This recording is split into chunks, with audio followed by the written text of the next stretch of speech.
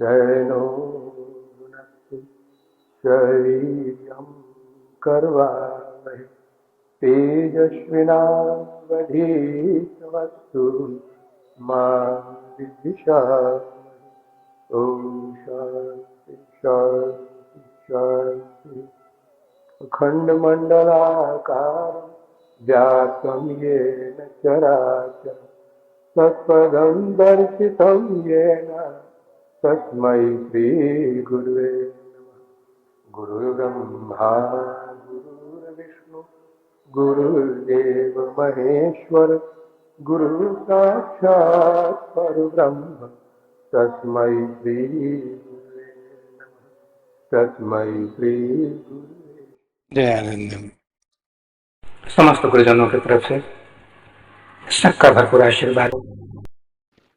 हम लोगों ने आज्ञा चक्र के बारे में पिछली एकादशी को जाना और ये भी जाना कि आज्ञा चक्र मिलन का चक्र है। इसमें जीव और ब्रह्म का मिलन होता है, भक्त और भगवान का मिलन होता है। लेकिन भक्त और भगवान के मिलन के साथ में एक चीज अवश्य है कि विलय नहीं करता भक्त भगवान में, वो अपने अस्तित्व को बना कर रखता है। लेकिन योगी विलय कर जाता है परमात्मा स्वरूप में। मां कुंडलिनी का शिव मिलन होता है और विलय होता है। तो ये जो चक्र है ये द्वैत से अद्वैत की तरफ जाता है और अद्वैत में ही स्थापित हो जाता है। अब इस चीज को जरा अच्छी तरह समझें। अब चूंकि हम आज्ञा चक्र में पहुंच चुके हैं, आज्ञा चक्र मुक्ति चक्र है, यहां आकर जीव की मुक्ति हो जाती है। तो अब जरा समझें कि मुक्ति किसकी हुई और मुक्ति में क्या होगा। जैसे पिछली एकादशी को मैंने बताया कि मुक्ति उस अवस्था का नाम है जब जागरण होता है तो सारे निद्रा का जो भ्रम था, निद्रा का जो एक स्वप्न का आवरण था, ये मिट जाता है। तो स्वप्न का एक झूठा जो आवरण चल रहा था, जो एक कथानक के रूप में चलता है, इससे मुक्ति मिल जाती है। तो निद्रा के पहले हम जो थे वही जगने के बाद हो जाते हैं, कुछ भी परिवर्तित नहीं होता है। हाँ, इतना अवश्य है कि हम लोगों ने तो आवरण उड़ रखा था अज्ञान का, माया का और नाना प्रकार के चित्त के विकारों का, इससे मुक्ति मिल जाती है। बाकी साधना प्रेमी हमारे अंदर में कुछ भी परिवर्तन नहीं होता है, सिर्फ हम अपने वास्तविक स्वरूप में लौट आते हैं। इसी का नाम है विलय कर जाना। तो ये बंधन क्यों हुआ था, हम लोग आज आज्ञा चक्र के इस समीक्षा में हम इसका चिंतन करेंगे कि आखिर बंधन किसका हुआ था और फिर बंधन के बाद मुक्ति किसकी हुई। क्या हमारी मुक्ति हुई, इसको जानेंगे आज। देखिए, लाहिरी महाशय ने हमेशा कहा है, बार बार कहते थे कि अपने घर में रहो। उनका एक ही शब्द था कि अपने घर में रहो। दूसरे के घर में जाते हो घूमने के लिए, कुछ दिन रहने के लिए, कुछ महीने रह लो, लेकिन मानस रूप में अपने घर को मत भूलना। जो शांति अपने घर में मिलेगी वो पराये घर में नहीं मिलती है। पराया घर हमेशा एक परायेपन का एहसास दिलाता है। जैसे हम घूमने में जाते हैं, तीर्थों में जाए या हिल स्टेशन पे जाए, तो तभी तक अच्छा लगता है क्योंकि हमको लौटना है। ये भाव अगर बना है तो तीर्थ स्थान या वो हिल स्टेशन अच्छा लगता है। अगर हम ये सोचे कि वहां के रहने वाले भी हमारी तरह ही आनंद का अनुभव करते हैं उतने दिनों में, तो ऐसा नहीं है, क्योंकि उनकी आसक्ति तीर्थ के उस वातावरण में हो चुकी है, तो उनके लिए तीर्थ का महत्व नहीं रहा। तो ऐसे बार बार कहते थे लाहिरी महाशय कि तुम अपने घर की स्मृति को मत भूलो, अपने स्वरूप को मत भूलो। वहां साम्राज्य दूसरे का है, प्रकृति का साम्राज्य है। इसका निर्माण तुम जो ब्रह्म रूप में थे तो तुम्ही ने किया था, लेकिन उसका संचालन करती है प्रकृति, उसमें छेड़छाड़ नहीं करना। तब आराम से जाओ, स्मृति बनी रहे अपने घर की, तब आनंद में रहोगे। और जितनी बार जाना चाहो जाओ। तो हम लोग सिर्फ अहंकार के वशीभूत होकर प्रकृति के साथ छेड़छाड़ करते हैं, उस घर को अपना समझ लेते हैं। बस यही दुखों का कारण है। ये ईश्वर की बनाई हुई सृष्टि है। अब ये प्रमाण इस चीज का भी होता है कि हमारा यहां कुछ भी नहीं है। हम अपने शरीर को जन्म देते नहीं है। अब कहे कि अपने शरीर को तो हम जन्म नहीं देते, लेकिन बच्चे को तो हम जन्म देते हैं। ये गलत है। जन्म देने का अधिकार सिर्फ परमात्मा का है। शरीर का निर्माण और उसके अंदर इंद्रियों का संचालन ये ईश्वरीय सत्ता के अधीन हो रहा है। इस पर हमारा कुछ भी अधिकार नहीं है। हम इसमें कोई हेरफेर नहीं कर सकते। तो फिर कर्ता कैसे हुए हम? कर्ता इस पूरे ब्रह्मांड का, पूरे सृष्टि का कर्ता सिर्फ एकमात्र ईश्वर है। तुम जिस जगह पे जा रहे हो वो खुद अकर्ता होकर भी अपनी आह्लादनी शक्ति प्रकृति के माध्यम से कर्तापन का एहसास करवाता है। तो संक्षेप में सिर्फ इतना ही जाने कि जब तक हम अपने को कर्ता मानते हैं तो यही बंधन है, और अकर्तापन का भाव जिस दिन आ गया उस दिन मुक्ति है। तो हम लोग संसार में बंधन में इसलिए हैं कि हम लोग हर चीज को अपना मानकर खुद को कर्ता मानते हैं कि हम नहीं करेंगे तो नहीं होगा, हमारे परिवार का संचालन नहीं होगा, कुटुंब परिवार फिर ये सृष्टि, ये सब चीजें हमारे बगैर नहीं चलेंगी। ये कर्तापन का एहसास होते ही बढ़ जाते हैं और तभी दुखों की शुरुआत हो जाती है। तो कर्तापन का एहसास जिस दिन शुरू हुआ उस दिन से ही बंधन, और बंधन का मतलब होता है दुखों की शुरुआत, कष्टों की शुरुआत, एक बंधन हो जाता है। और फिर जब जीवन में पुरुषार्थ जिस शुरू करेंगे तो गुरु उस बंधन से मुक्ति दिलाता है। मानस मुक्ति ही सब कुछ है। शरीर से बंधन नहीं होता है। अगर शरीर से बंधन होता तो शरीर कभी मृत्यु को प्राप्त नहीं होता है, यही रह जाता शरीर। ऐसा नहीं है। शरीर हमेशा छोड़ देता है, हर जन्म में हमें छोड़ देता है। इसका माने कि बंधन शरीर का नहीं होता है, बंधन मन का होता है। तो कहने का मतलब यह है कि मन ही जन्म लिया था, मन ही मुक्त करेगा। मुक्ति भी मन की होती है, बंधन भी मन का ही था। अब संसार में जो बंधन का स्वरूप है, इसमें जब से जन्म लेते हैं तब से और मृत्यु तक नाना प्रकार के संस्कारों को हम जन्म देते रहते हैं। तो ये जो संस्कार है यही वास्तविक एक मूल कारण है बंधन का। जब तक ये संस्कार संसार में हमें अपनी इच्छाओं को जन्म देते रहते हैं तभी तक बंधन है। तो आइए आज जाने इस चीज को कि ये संस्कारों ने कितना बड़ा उपद्रव किया है हमारे जीवन में और किस तरह बांधा है हमें।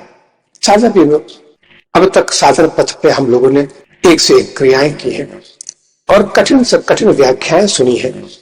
आज इन सब का निचोड़ बता रहा हूं कि जीवन में सिर्फ एक ज्ञान हो जाए, एक धारणा बन जाए तो निश्चित है कि मुक्ति अत्यंत सुलभ है। सिर्फ धारणा बनाए, अपने आप को विश्वास दिलाना है हमें। अगर ये विश्वास जम जाए तो क्रिया स्वतः होती है। तो संस्कारों का खेल क्या होता है इसको आज समझे अच्छी तरह से। ये संस्कार ही जीव को बांधते हैं और मन को जन्म देते हैं। जैसे आज हमारे संकल्प है कि हमें एक फैक्ट्री लगानी है, तो ये जो संस्कार है ये मन को जन्म देगा, क्योंकि कर्म करने वाला मन होता है। मन और कर्म एक ही है। तो जैसे कि हम अंतिम अवस्था में पूर्व जन्म में शरीर छोड़ते वक्त जितने संस्कार हैं ये एकत्रित होते हैं और उसमें से हम निश्चय करते हैं कि अगला शरीर हमारा क्या होना चाहिए। अगर मान ले कि हमने संकल्प लिया कि मुझे डॉक्टर बनना है, तो ये निश्चय करते ही दृढ़ निश्चय जब होता है, इन सारे निश्चयों का एक निश्चय, तब जितने संस्कार हैं जो डॉक्टर बनने में सहायक हो सकते हैं ये कई जन्मों से इकट्ठे हो जाते हैं एक साथ, और सारे संस्कार इकट्ठे होकर प्रारब्ध को जन्म देते हैं। ये सारे संस्कारों से, अब ये संस्कार कोई एक जन्म का भी हो सकता है या कई जन्मों से, 3 जन्म पहले से था कि डॉक्टर बने हम, देखो वो डॉक्टर कितना बड़ा है कैसे, तो ये सब देखते देखते बार बार संस्कार है। लेकिन चूंकि परिस्थितियां ऐसी नहीं थी, संकल्प का विकल्प भी होता रहा, लेकिन एक जन्म में मृत्यु समय में अंतिम अंतिम इच्छा जो है ये है इस अगले शरीर में डॉक्टर बनना है। तब इसके बाद विकल्प नहीं करेंगे, तब सारे संस्कार इकट्ठे हो जाएंगे, कई जन्मों के संस्कार एक साथ इकट्ठे हो जाएंगे जो सहायक बनते हैं, और ये संस्कार सब मिलकर बन गया प्रारब्ध। अब ये प्रारब्ध निश्चित हो गया कि अगले शरीर में बनना है डॉक्टर, और फिर ये सुख और दुख का भोग करना है, ये सब निश्चित हो जाता है। तो साचा प्रेमियों, हम बन तो गए, लेकिन बनने के लिए हमें शरीर चाहिए। बगैर शरीर में आए, बगैर जन्म लिए तो हम ये कार्य पूरा नहीं कर सकते, तो हमें शरीर में आना पड़ा, बस यही बंधन है। शरीर में आए, हम बन तो गए, सब कुछ इच्छाएं पूरी हो गई, जो संकल्प था प्रारब्ध बना, संकल्प से संस्कार इकट्ठे हुए, प्रारब्ध बना और हम बन गए, लेकिन शरीर में तो आना पड़ेगा, और शरीर के धर्मों पर हमारा अधिकार नहीं है। हमारा संकल्प था कि हम डॉक्टर बने, लेकिन शरीर कैसा मिलेगा ये कर्म पर था, और उसमें ऐसा मिलेगा, ये कष्ट होगा, इस पर हमारा अधिकार नहीं है, क्योंकि यहाँ प्रकृति का जो साम्राज्य है, शरीर पर अधिकार प्रकृति का है। तो बस इस शरीर में आते ही अब हम अपनी इच्छा को तो पूर्ति कर लिए, लेकिन जब छोटे मोटे कष्ट आते हैं जो कि इस शरीर के धर्म है, पूर्व जन्म के कर्मों के फल है, तो हम तिल मिलाते हैं। अब साधा प्रेम, अगर ऐसा हो जाए कि संस्कार जो है वो तो जन्म देंगे ही, लेकिन अगर हम इच्छा न करें, इच्छा करने से हमारा सारा जो संस्कार का है ये एक साथ इकट्ठा हम करते हैं, जबकि हमें पता नहीं होता है कि क्या अच्छा है क्या बुरा है। भगवान ने कहा है गीता में कि कर्मों के फल पर अधिकार तुम्हारा नहीं, कर्म करो और इच्छाओं को हम पर छोड़ दो, तब हम वही देंगे जिससे तुम्हें जीवन में आनंद की प्राप्ति होगी, शांति की प्राप्ति होगी। सुख तो दूंगा, लेकिन शांति के साथ दूंगा। तो ये जो जीवन में आया, ये कष्टों की भी शुरुआत होती है, इच्छाओं की पूर्ति भी होती है, लेकिन इस जन्म की इच्छाओं के साथ इस जन्म का कोई संबंध नहीं होता है। अगर इस जन्म में हमको इच्छा करते हैं तो ये संस्कार बनकर इकट्ठे होते हैं एक साथ। जैसे बड़ी बड़ी इच्छाएं हमने, फिर इस जन्म में हम बन तो गए, जो इच्छा था डॉक्टर बनने का बन गए, लेकिन फिर हम जन्म से लेकर और मृत्यु तक हम डॉक्टर रहते हुए भी हमने 500 संकल्प ले लिए और 500 संस्कार जमा हो गए, तो ये इच्छाएं इस जन्म में पूरी नहीं होने वाली। हाँ, ये सब जमा होकर फिर मृत्यु के समय में कौन सी इच्छा प्रबल होकर इकट्ठी होती है, इस पर निर्भर करता है अगला शरीर। अब अगर ऐसा कर ले कि इच्छा नहीं करें, अंतिम समय में जो कुछ प्रारब्ध में हमने पाया था जो है वो तो निश्चित आएगा। तो जो संस्कार है, ये संस्कारों से चित्त हमेशा मलिन होता है। चित्त पर जितने दाग होते हैं, संस्कारों के दाग होते हैं। अगर अंतिम समय में इच्छा नहीं की हमने तो चित्त निर्मल हो जाएगा। अंतिम समय तक चित्त एकदम स्वच्छ निर्मल। चित्त निर्मल होने का मतलब ये नहीं है कि अगले शरीर में हमें सुख की प्राप्ति नहीं होगी, लेकिन चित्त निर्मल जो हो जाएगा तो निर्मल चित्त सिर्फ अपने स्वरूप को देखता है और संकल्पों से भरा हुआ शरीर सिर्फ संसार को देखता है। इसको अच्छी तरह याद रखें, क्योंकि ये मुक्ति है। हम आज की जो व्याख्या है ये मुक्ति के स्वरूपों की व्याख्या है कि हम कहां छोटी सी चूक कर देते हैं और फिर संसार में अपने हाथों से अशांति को बो देते हैं। जबकि सुख और दुख निश्चित है, ये तो हर धर्म ग्रंथ में मिलेगा, हर गुरुवाणी में मिलेगा कि सुख और दुख पर हमारा अधिकार नहीं है। उसकी गरिमा को कम और बेशी कर सकते हैं, लेकिन इसको बदल नहीं सकते। बस इतना कर ले कि इस नए संस्कारों को हम जन्म नहीं देंगे, तब अपने आप सब कुछ बदल जाता है। सब कुछ का आधार है सूक्ष्म शरीर, क्योंकि हमारा संकल्प, विकल्प, हमारे संस्कार, ये सब लगे हुए हैं सूक्ष्म शरीर में। चित्त सूक्ष्म शरीर में होता है। अब चित्त पर संस्कार होते हैं, चित्त का धर्म ही है संस्कार। अब जब चित्त की जो वृत्तियां हैं, ये चित्त की किरणें कही जाती है, रश्मियां, ये निकलती रहती हैं, अनंत रश्मियां निकलती रहती हैं। जितने संकल्प होते हैं उतनी रश्मियां निकलती हैं, और जितनी रश्मियां निकलती हैं चित्त उतना ही चंचल होता है, मन उतना ही चंचल होता है। मन की चंचलता का कारण है चित्त से जितनी जो रश्मियां निकल रही हैं सूक्ष्म शरीर से, ये सब एक एक कर्म को लेकर होती है। तो असंख्य रश्मियां, लाखों रश्मियां निकलती रहती हैं हमेशा, और जितनी निकलेंगे उतना चित्त चंचल होगा, अशांत होगा। अब कि चित्त की वृत्तियों को रोको, तो अगर हम क्रिया योग से, जैसा बताया जाता है प्राणायाम से, चित्त की वृत्तियों को जो निकल रही हैं बाहर के जगत में, इनको लौटाना शुरू कर दें। जैसे कि 1000 वाट का बल्ब है, अब उस 1000 वाट के बल्ब के हम लोगों ने विभाजित कर दिया है कि कहीं 15 वाट दिखाई पड़ता है, कहीं ऐसे करके सब इस तरह बिखरी पड़ी है। तो ये सब रश्मियां जब एक साथ इकट्ठी होती है, तब प्रकाश जो एक पुंज होता है, उसी का नाम है चित्ताकाश, पर प्रकाश का पुंज होना। और तब जो सूक्ष्म शरीर की शक्ति है जो कि बिखरी हुई है संसार में, ये सिमट कर एक होती है, और तब चित्त अत्यंत निर्मल हो जाता है, तब शांत हो जाएगा। चित्त में जितनी वृत्तियां निकलती हैं, जितनी इच्छाओं के साथ, उतना अशांत होता है। और चित्त पर इच्छाओं की वृत्तियां कम होते ही शक्ति सिमट कर एक जगह इकट्ठी होती है, तो लाखों वाट का बल्ब की तरह जलता ही। और तब ये प्रकाश सिर्फ आत्मा को प्रकाशित करता है। बिखरी हुई रश्मियां संसार को दिखाती है, इन टुकड़े टुकड़े रश्मियों से संसार दिखता है, विषय भोग दिखता है। लेकिन रश्मियां जब लौटती हैं तो असंख्य प्रकाश मिलकर जब एक प्रकाशित होता है, तो ये सिर्फ आत्मा को प्रकाशित करती है। उस वक्त वृत्तियां थम जाती है, और जो एक बिखराव होता है, ये बिखराव नष्ट हो जाता है।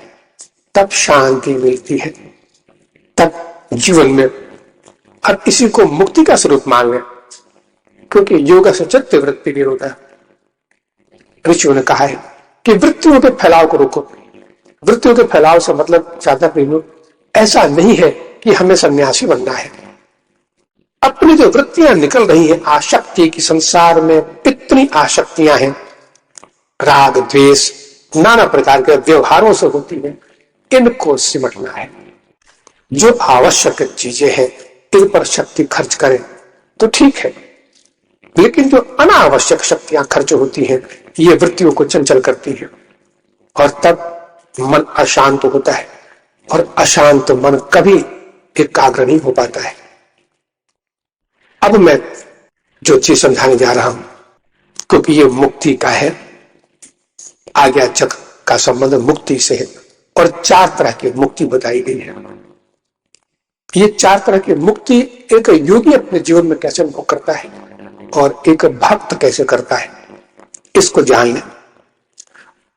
इतना अवश्य जान ले चाहती हूं कि कभी भी इस चीज की कल्पना नहीं करें कि बहुत कठिन पथ होता है। ये बहुत आसान पथ है, और इसमें ईश्वर सबसे सहयोगी होता है।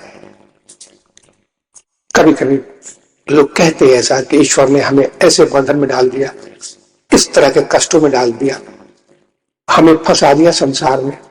जरा सोचे, माँ बाप क्या अपने बच्चे को कभी कष्ट में देखना पसंद करते हैं? वो तो चाहते हैं कि इसका कल्याण हो जाए, तो ईश्वर कैसे बंधन में डाल सकता है? हम अपने कर्मों से, अपने इच्छाओं से, अपने स्वरूप से दूर हो जाते हैं। ईश्वर की एक ही इच्छा होती है कि अपने घर में रहे। जो आनंद अपने स्वरूप में है वह संसार में भटका हुआ नहीं है। तो अब मन को जरा समझे कि कैसे बंधन हुआ ये। अब मन का एक धर्म है, मन अपने धर्म से लाचार है और वो अपने इस धर्म को छोड़ नहीं पाता है, और वो है कि मन जिस चीज का चिंतन करता है, अगर वो विषयों का चिंतन कर रहा है, किसी सौंदर्य का चिंतन करता है, किसी गंदे चीज को चिंतन करता है, तो मन स्वयं भी वो गंदगी बन जाता है। जैसे गंगा जल है। अब ये गंगा जल का अस्तित्व समुद्र में मिलने के पहले तक तो गंगा जल था, लेकिन समुद्र में मिलने के बाद गंगा जल नहीं रहा, ये गंगा जल ही समुद्र बन गया। वैसे ही मन जितनी देर चिंतन करे, कि जैसे किसी चीज का चिंतन कर रहे हैं आप बैठ के, 10 मिनट चिंतन हुआ तो ये मन सबसे पहले था, मन ने उस विषय को पकड़ा और जब सोचने लगा तो बस खुद पिघलते पिघलते वो विषय खुद ही बन गया। मन डूब चुका है, मन की सत्ता नष्ट हो गई है, मन उस विषयों में आकार, इसको कहते हैं विषय आकार। अब मन अलग नहीं था, खुद विषय बन चुका है, डूब चुका है विषय में, खुल गया, एक हो गया। अब मन निकलेगा फिर कब? अब 10 मिनट बाद ही किसी दूसरे विषय का चिंतन शुरू हो गया। अब तक तो विषय का चिंतन चल रहा था किसी भी एक चीज का, तो मन विषयाकार हो गया। अब दूसरे चीज का विषय शुरू हो गया। अब तक किसी एक सुख की आकृति का अनुभव कर रहा था तो सुखाकार था, अब अचानक कुछ सुन लिया तो दुखों में रम हो गया। तो मन तत्काल निकलता है और उस चीज को छोड़ दिया उसने, अब दुखों में रम गया है तो दुख में फिर एकाकार हो गया। ये मन का धर्म है। मन किसी चीज को पकड़ता है तो उसमें स्वयं एकाकार हो जाता है। जैसे एक गिलास पानी में अगर गुलाब जल डाल दिया गया तो पूरा पानी गुलाब जल बन गया, रंग डाल दिया गया तो ये लालिमा जो कि गुलाब की है पूरे जल में हो गई। अब उस रंग को अलग नहीं कर सकते। तो ये चीज है कि मन का धर्म है। तो साधारण में जब तक मन विषयों में रमा है तब तक विषयाकार कहलाता है। लेकिन अगर मन के इस गुण को, धर्म को अगर हम सही रूप में इस्तेमाल कर रहे हैं और उसके हाथ में किसी एक भगवान के स्वरूप के चिंतन में उसको डुबा दे, तो बस इतना ही करना है। जीवन में सिर्फ इतना करना है। मन का धर्म नहीं बदल सकता। ये मन का ईश्वरीय धर्म है कि जिसको पकड़ेगा वे एकाकार हो जाएगा। सुख में भी एकाकार, दुख में भी एकाकार, विषय में भी एकाकार। अगर उसी को ईश्वरीय चिंतन में भगवान के किसी रूप को दे दे उसके हाथ में, ये माँ का रूप का चिंतन करो, कृष्ण का चिंतन करो, राम का चिंतन करो, अब उसके रूप में अगर उसको डुबा दिया जाए। लेकिन इसके लिए अभ्यास की आवश्यकता इसलिए होती है कि ये अभ्यास, ये जो क्रिया है, हम लोग किसी सत्संग में सुनकर शुरू करते हैं, गुरु के पास आने के बाद शुरू करते हैं। इसका माने कि 30 वर्षों तक हमने उसको सिर्फ विषयों में डुबा कर रखा था। तो विषयों में डुबा कर रखा था तो निकालने में बहुत वक्त लगता है, क्योंकि 30 वर्ष तक के संस्कार पड़ चुके हैं उसके ऊपर। तो इन संस्कारों से क्या भागना नहीं। जैसे हमने उसको विषयों में डुबाया था तो उसका तो कोई दोष नहीं, हमने उसको डुबाया था क्योंकि हमें अच्छा लग रहा था विषय, हमारी इंद्रियों को अच्छा लग रहा था। अब उसको निकालना है उसमें से, और निकाल कर भगवान के रूप को उसके हाथ में दे देनी है कि इसका चिंतन करो। तो साधा प्रेमियों, हमारे मन की शक्ति क्षीण कब होती है? ऐसा होता है कि मन के अधीन जो 5 इंद्रियां हैं, शब्द, स्पर्श, रूप, रस, गंध, ये तन्मात्रा है, फिर ये जो इंद्रियां हैं, ये बुढ़ापे में अपनी शक्ति क्यों खो देती हैं? ये इसका सिर्फ एकमात्र कारण सिर्फ यही है कि हम मन के अस्तित्व को बार बार बदलते रहते हैं। एक स्वरूप को पकड़ा तत्काल छुड़ाते हैं उसको, फिर दूसरे को पकड़ा है तो तत्काल छुड़ा।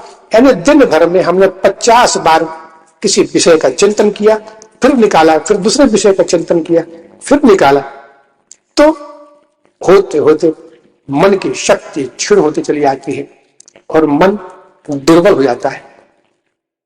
और फिर वास्तव में जब अवस्था आती है गुरुओं के बताए मार्ग पर चलने की, तो मन के अधीन जो 5 इंद्रियां हैं, चाहे वो ज्ञानेन्द्रियां हो या कर्म इंद्रियां हो, सब साथ छोड़ना शुरू कर देती है। तो अब इस चीज को सोचें कि मन की शक्ति को अगर हम एकाग्र कर ले, इसको कहते हैं कि मन के हाथों में भगवान का एक रूप अगर दे दिया जाए, मंत्र दे दिया जाए, और बस उसी अभ्यास में कि इसका जप करते रहो और इनके रूप में डूबते रहो, जैसे तुमने विषयों में डूबना सीखा था वैसे यहां भगवान के रूप में डूब जाओ, तो मन की शक्ति बढ़ती चली जाती है और एक ऐसी अवस्था आती है कि मन वहां भी रम जाता है।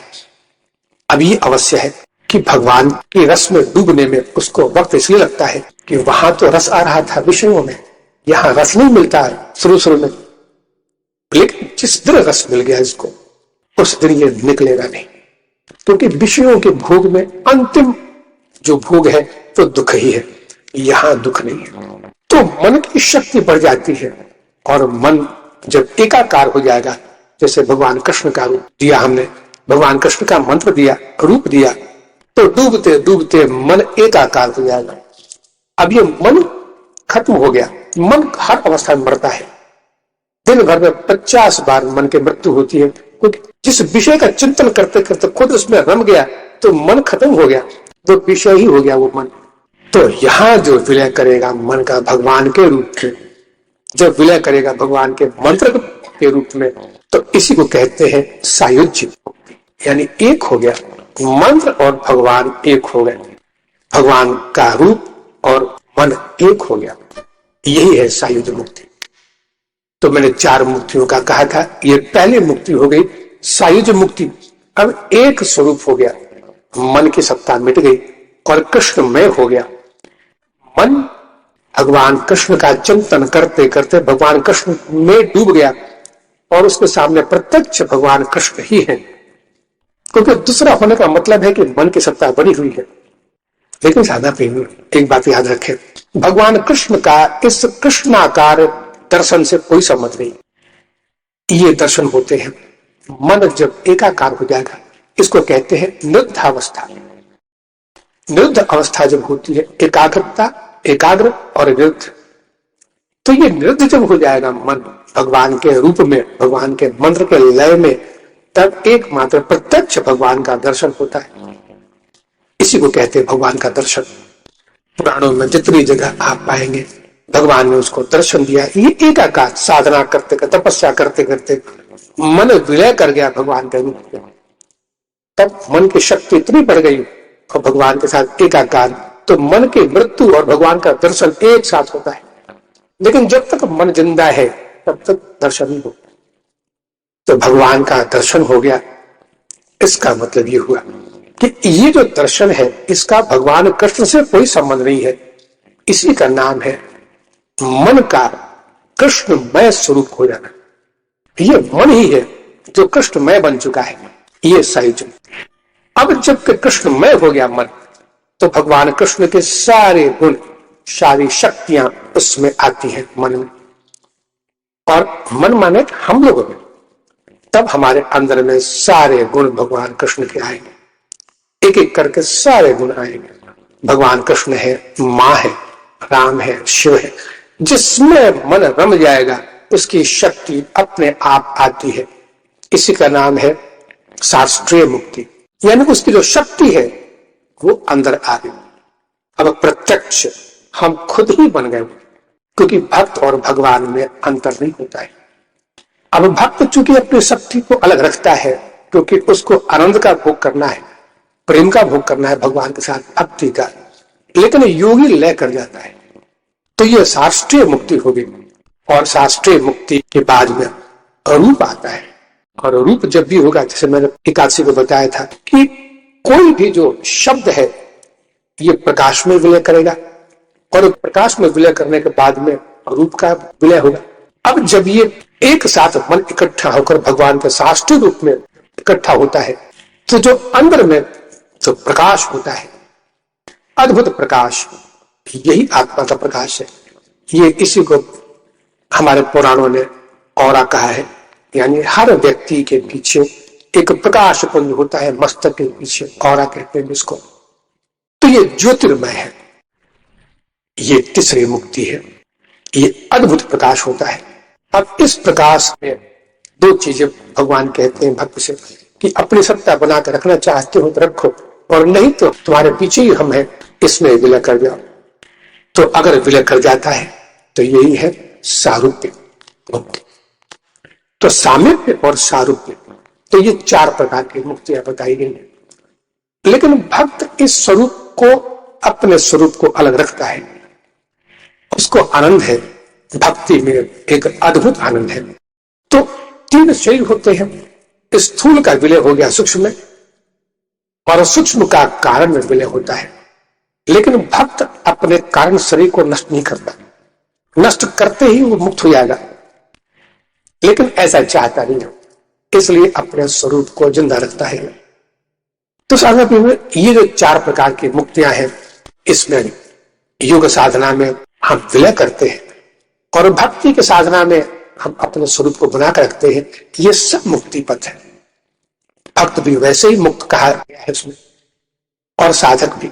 अब आइए आज सारे धर्म ग्रंथों का एक निचोड़ और योग मार्ग की जो पराकाष्ठा है, इसके बारे में व्याख्या करता हूं मैं। हम लोगों ने सिर्फ एक ही योग मार्ग में सिर्फ एक ही चीज पर जोर दिया गया था, और ये प्रश्न हर साधक के मन में होता है। जब तक हम संसार के विषय भोगों में हैं, तब तक अपने को जानने की इच्छा कभी प्रकट नहीं होती है। हम विषयों को जब जानते हैं तो अपने को जानने की उत्कंठा कभी नहीं होती कि मैं कौन हूं, मैं कहां से आया हूं और कहां जाना है मुझे, आखिर इस संसार में मेरे आने का उद्देश्य क्या है, इसको हमने कभी नहीं जाना। अब जानने की चेष्टा भी नहीं करते हैं। अब गुरुजन कभी एकादशी के दिन क्रिया करवाते हैं तो क्रिया तो कर लेते हैं, लेकिन कभी चिंतन और मनन नहीं करते हैं। अच्छा, आई इस चीज का एक बार चिंतन करें और इसकी सच्चाई को, रहस्य को जाने। उसमें है कि मैं कौन हूं। अब धर्म ग्रंथों ने क्या कहा? धर्म ग्रंथों ने कहा कि तत्वमसि सोहम, तुम वही हो जो वो है। तुम और उसमें अंतर नहीं है, तुम वही हो जो वो है। सोहम, मैं वही हूं जो वो है। इसका माने कि हमसे कोई अलग है जिसके बराबरी हम करते हैं, मैं उसी के बराबर का हूं। सोहम, मैं उसके बराबरी का हूं, जो मैं हूं वही वो है। तो सवाल यह है कि कोई एक ऐसा है, मैं वही हूं जो वो है, तो वो कौन है? वो है कौन? सारे धर्म ग्रंथों ने कहा है कि एक मेवा द्वितीय ब्रह्म, जो अद्वितीय ब्रह्म है वो एक ही है, दो नहीं हो सकते। चेतन दो नहीं है, चैतन्य एक ही है। तो फिर प्रश्न उठता है कि मैं जो हूं उसका स्वरूप वही है जो उसका है, तो फिर वो कौन है?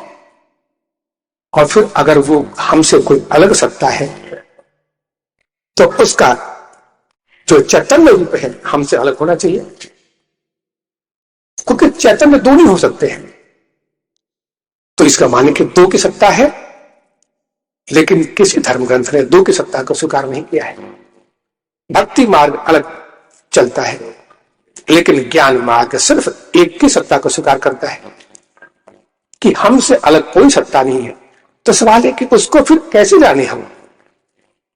क्या ऐसा है कि उसको जाने बगैर अपने को नहीं जान सकते, या फिर अपने को जाने के बगैर उसको नहीं जान सकते? तो क्या दो है? नहीं है। तो फिर सच्चाई क्या है? हम कहते हैं कि जीव और ब्रह्म अलग है। तो जीव और ब्रह्म की बात तो समझ में आती है कि जीव नाम है उसी अंश का जो प्रकृति में लिप्त हो गया है। तो उसी जीव के अंदर में जो भाव है, जो ब्रह्म है, उसके ऊपर प्रकृति का एक लेप हमने स्वीकार कर लिया है, कर्मों को लेकर, इच्छाओं को लेकर। लेकिन ब्रह्म भी क्या दो है? तो कहते कि नहीं, सच्चाई ये नहीं है। अब इसकी सच्चाई सिर्फ इतनी ही है, जिस दिन अपने धर्मों को लेकर, संस्कारों को लेकर, जब अंतिम शरीर छूटने के वक्त जो संस्कार इकट्ठे करता है, जो इच्छाएं प्रकट करता है, उसी क्षण हम स्वयं ही प्रकृति के धर्मों को स्वीकार करके अपने अस्तित्व को अपने से ही अलग कर लेते हैं। याद रखें, हमेशा अपने से ही अपने को अलग करते हैं, वो कोई और नहीं है, कोई हमसे अलग नहीं है। लेकिन हम जैसे कि एक छाया होती है, तो हम जीव उसी मैंपन की, मेरेपन की छाया है। इसलिए इसको झूठा कहा गया है कि इसका कोई अस्तित्व नहीं है। जीव भाव का कोई अस्तित्व नहीं है, संसार का कोई अस्तित्व नहीं है, माया का कोई अस्तित्व नहीं है, और द्वैत का कोई अस्तित्व नहीं है। दो हो ही सकते हैं। तो साथ जब दो नहीं है, एक ही है और वो हम ही है, तो फिर हमें अपने आप को जानने का तो पूरा अधिकार है। और फिर हमारे जन्म लेने का उद्देश्य सिर्फ इतना है कि हम अपने आप को जाने। हम अपने कर्मों के लिए, कष्टों के लिए किसको दोषी देंगे? ये कष्ट तो हमारे अपने हैं। लारी महाशय ने कहा है, इसको हमेशा याद रखें और इसको कभी आजमा कर देखें सब चीजों को। उन्होंने कहा कि जब अजीर्ण होता है, अरुचि होती है भोजन में, तब भोजन अच्छा नहीं लगता। तो अरुचि पैदा हो जाने पर भी भोजन करना अनिवार्य है, भले उसकी मात्रा कम कर दे या फिर जिसमें रुचि हो भोजन की वो करे, ताकि पौष्टिकता मिलती रहे।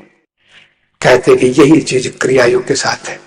हम में से अधिकांश साधक प्रेमी ऐसे हैं जो ये कहते कि प्राणायाम करना, क्रिया करना अच्छा नहीं लगता है, और रुचि पैदा हो गई है। अब चूंकि गुरुदेव बार बार कहते हैं तो चलो 12 कर लेते हैं, 24 कर लेते हैं। अब 24 कर लिया, 36 कर लिया, कितना भी कर लिए, लेकिन रुचि नहीं आ रही है। तो कहते कि जन्म लेने का उद्देश्य क्या था?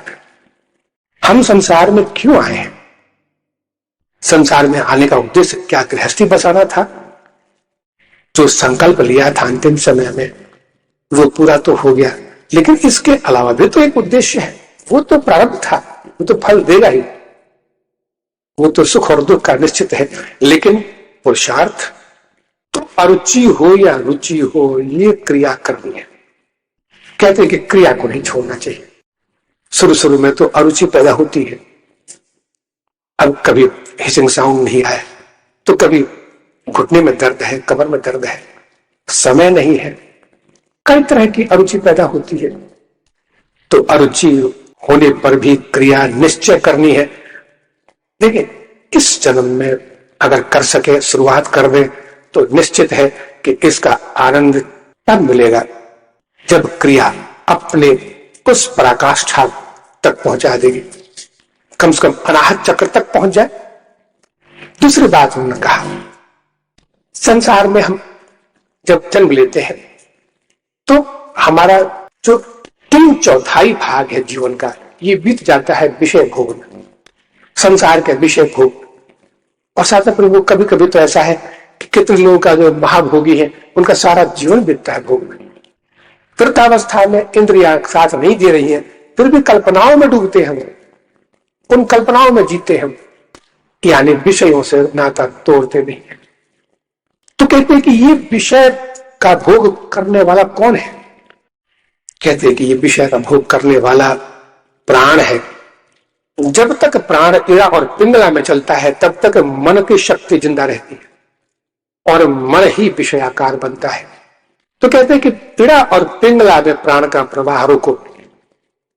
जिस दिन ये प्राण की शक्ति रुक जाएगी, थम जाएगी, आयाम हो जाएगा प्राण का, उस दिन मन अब संसार की तरफ नहीं देख पाएगा, तब खुद को देखेगा, अपने स्वरूप को देखेगा। तो कहते हैं कि प्राणों की शक्ति को क्षीण करो, काम करो, 21,600 बार हम श्वास लेते हैं दिन भर में, उसको ऐसा अभ्यास किया जाए कि हर महीने में 100 कम करेंगे, 100 प्राण की बचत करेंगे रोज। अगर रोज नहीं हो तो हफ्ते में एक बार करें, और नहीं तो महीने में तो कम से कम एक बार करें कि 100 प्राण का बचत हुआ। इस तरह करते करते देखें कि आयु भी लंबी हो जाएगी और शरीर में जो तेज है वो बढ़ेगा। मन की शक्ति विषयों के प्रति क्षुण होकर ईश्वर के प्रति, अपने आत्म स्वरूप के प्रति बढ़ती चली जाएगी। कहते हैं कि बस 12 शुद्ध प्राणायाम की शुरुआत करके 144 अगर शुद्ध प्राणायाम माने होता है, मैंने पिछले क्लास में बताया था कि ठंडे गर्म का अनुभव हो और हिसिंग साउंड हो उज्जयी प्राणायाम के साथ, इसको कहते हैं शुद्ध प्राणायाम। अगर ये नहीं है तो सिर्फ श्वास हम ले रहे हैं, छोड़ रहे हैं, कुंभक कर रहे हैं, लेकिन शुद्ध प्राणायाम नहीं हुआ। शुद्ध प्राणायाम अगर 12 भी हो जाए तो बहुत बड़ा फल देता है।